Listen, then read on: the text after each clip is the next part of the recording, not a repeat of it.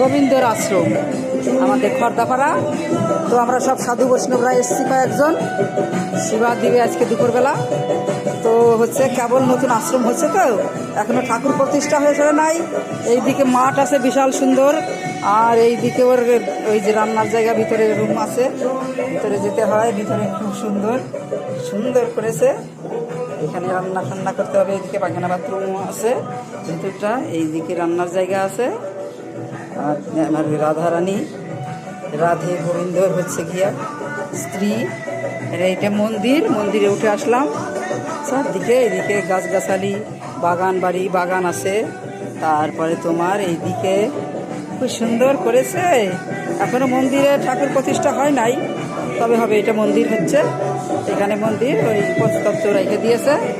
আর এই সব করেছে, খুব সুন্দর এলাকা, খুব সুন্দর বাড়িঘর, খুব সুন্দর। ওইদিকে সব ঠাকুর